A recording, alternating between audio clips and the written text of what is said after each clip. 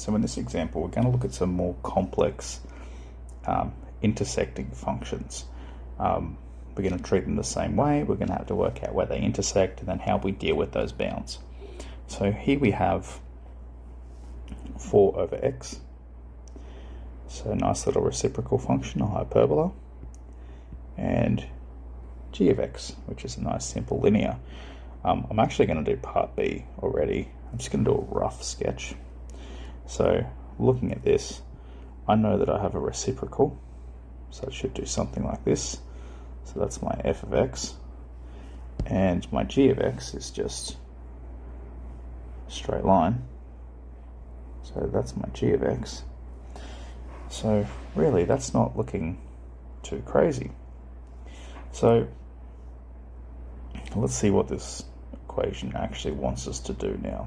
So part A, determine the values where they intersect. Well, looking at that, it looks like there's going to be 2 answers just based on my quick little sketch. So where does f of x equal g of x? So where is 4 over x equal to x? So we're just going to have to rearrange this. 4 equals x squared. So x must be the square root of 4 plus or minus, so that must mean x is -2 and x is +2, which, yeah, that kind of matches our diagram over here, right? So -2, +2, checks out. Part B, sketch the functions on the same axes. Yep, easy peasy. X-axis, y-axis. Shade the region between the 2 functions and x equals 1 and x equals 3. Alright, so this is where it changes up a little bit. X equals 1 and x equals 3. Alright, well, x equals 1 is going to be something around here. So that's going to be an x equals 1 line. And x equals 3 line is going to be somewhere around here, obviously, because this is the x equals 2 point. Okay, that's where it intersects. And it says shade the region. I'm just going to do that in yellow. So something like this is going to be the region that we're going to have there. That's the total region below the red line. Now I'm going to shade the total region below the yellow line in a different color. Okay. Now that's between x is 1 and x is 3 and the x-axis. Now, all I care about is what is the area between the 2 functions. So if I just quickly go around that, what I have there is this, oops, wrong colored pen. What I really care about then is essentially, I care about this region and this region. So really, I don't care about this bottom region here at all. So really, I can just highlight the areas that sit between those 2 functions. So let's highlight those again. It just ended up being this blue version here, this little blue piece. It's not perfect, it's a bit hard with a thick highlighter. And this left piece here. There we go. Alright, so I clearly have 3 points that I really need to incorporate here as my bounds, right? So part C says, hey, what is that area between those 2 curves? And we need to think about what those bounds are, because I can't just go from 1 to 3, because I've got an intersecting point right here in the middle. So really, the integral, or the area, so I'm going to write it like this. I'm actually going to move some of this stuff just out of the way a little bit over here. So the area between 2 curves is equal to the integral of f of x take g of x dx from 1 to 2, so 1 to 2. So that's going to give me the yellow side over here. So that's my yellow area, plus the integral Now just don't write this, just wait a second. From 2 to the 3, f of x take g of x dx. That's the blue area, but because I've switched over that point and I've had to go, and now f of x take g of x will give me a negative, we have to do the thing where we change our bounds. So instead of going from 2 to 3, I'm going to change those bounds up. I'll put it in red so we know we changed the bounds from 3 to 2. And I'll make a little note, change the bounds. Okay. Oh, whatever, change the bounds. So let's firstly work out the usual of what is the integral. Okay, well, what is the integral of f of x take g of x? Well, that is the integral of 4 on x take x. So the integral of that is the same as the integral of 4x to the negative 1 take x, which should be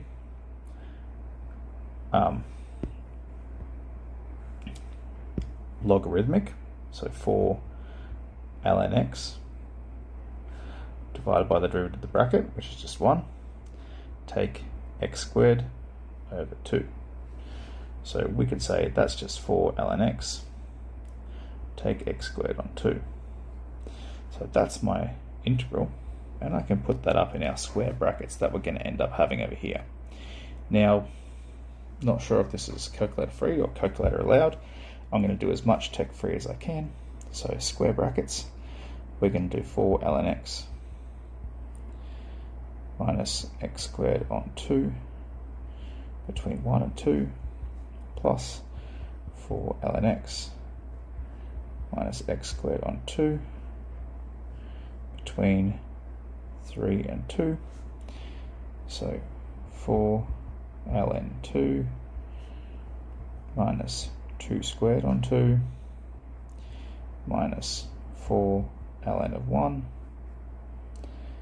minus 1 squared on 2 plus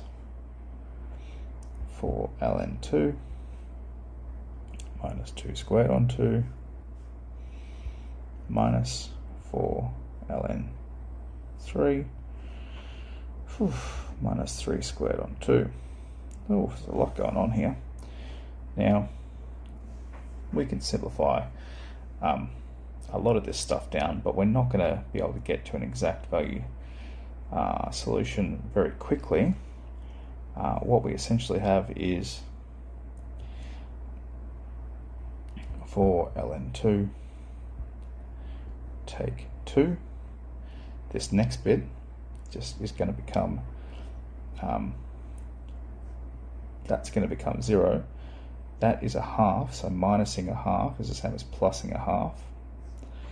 Then we have 4 ln 2 again, minus 2.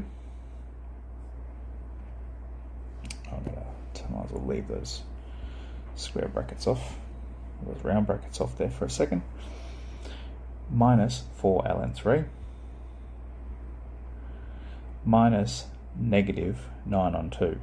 So that is the same as adding 9 on 2. Now, of course, we can go through this for quite some time, and what we can do is essentially try to get some log laws and simplify some things down a little bit. It would take us quite some time. However, really, we've got our calculator. If we did simplify this down as much as possible, we would end up getting 4 ln, or 4 on 3 plus 1. So that would be our exact value for our area. And we can put that in our calculator, but we could have put this whole thing in our calculator a lot earlier to get 2.151 square units. Now, if I had my calculator, I mean, this would just be the easiest question ever, because I could just graph those two equations up there, put this basically GC graph, right, get this out of it, and just go G solve, derive, mixed, x is 1, x is 3, bang, that'll just give us the area straight away. Okay, obviously we would only go to this extent down here, if this was something on a calculator free exam, or it asks us specifically to show it algebraically. All right, let's have a look at this question now down here. So this question is actually the exact question that we used in the school photo shoot. And this was put on the board, and I think Amelia Brain and Danny Muller were working through solving this question on the board. So let's look at how we actually do it. So we got two functions again, f of x equals 3 sine of 2x, and g of x equals 3 cos of 2x. You can clearly see the visuals here. You can clearly see that we've got some intersecting points that we need to deal with. What we have got is the lower bound and the upper bound. We've just got to work out, well, what's that middle bound? So that's actually what part A of the question is hey, where is that intersecting point? So where is 3 sine of 2x equal to 3 cos of 2x, which is, same as what we've said before a bunch of times, whereas f of x equal to g of x. Well, we can just do some dividing, rearranging, whatever we want to say, but no matter how we look at this, there's really only one point where cos and sine are equal.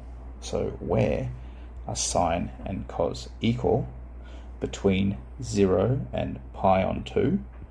Well, there's only one place where that happens. If we think about our unit circle, between 0 and pi on 2, they are equal at pi on 4.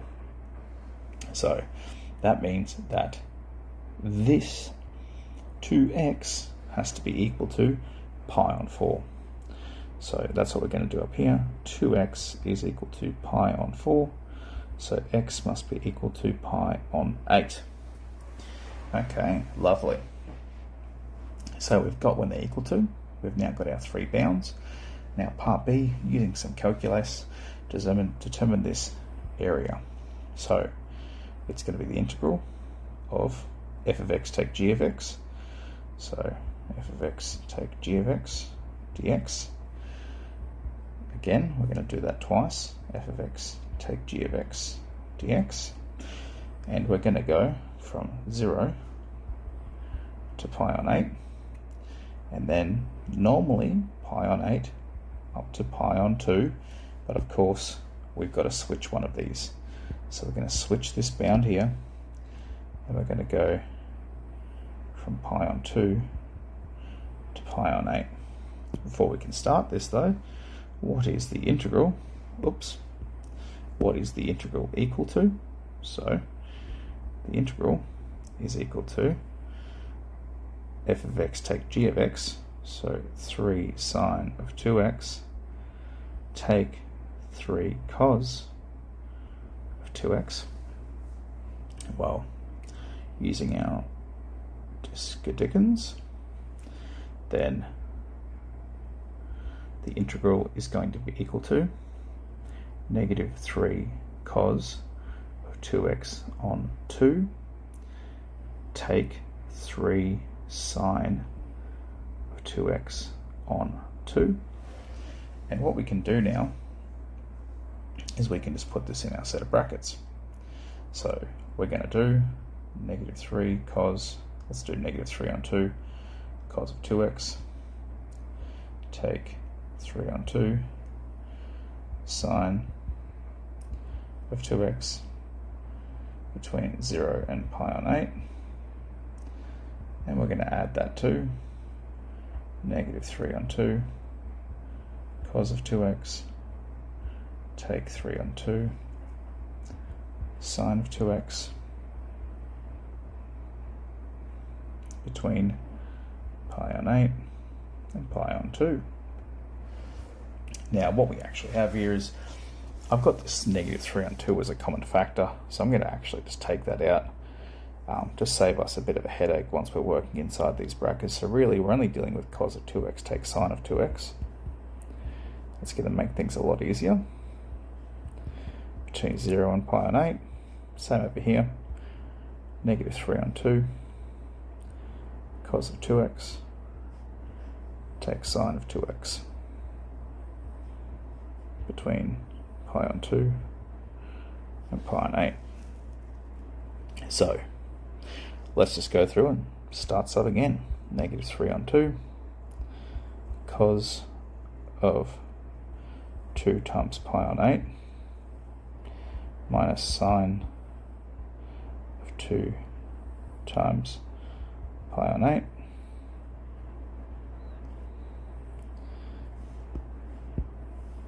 so take away cos of 0, take sine of 0, plus negative 3 on 2 cos of 2 times pi on 8, take sine of 2 times pi on 8, take cos of 2 times pi on 2, take sine of 2 times pi on 2, and now we just go through and think about our unit circle. Oh boy. So negative 3 on 2, cos of pi on 4 is root 2 over 2, minus sine of pi on 4, root 2 over 2, minus cos of 0 is 1, sine of 0 is 0, plus negative 3 on 2, cos of pi on 4 is root 2 on 2, minus sine of pi on 4 is root 2 on 2, minus cos of pi is negative 1, minus sine of pi is 0. So root 2 on 2, take root 2 on 2, that's going to become 0. So what we have here is negative 3 on 2 times negative 1 plus negative 3 on 2, and that's going to become 0 again, minus negative 1. Well, minusing negative 1 is just positive 1. So here we've got minus 3 on 2 minus 1. Okay, yeah, so that's going to give me positive 3 on 2 plus negative 3 on 2. Okay, so minus 3 on 2.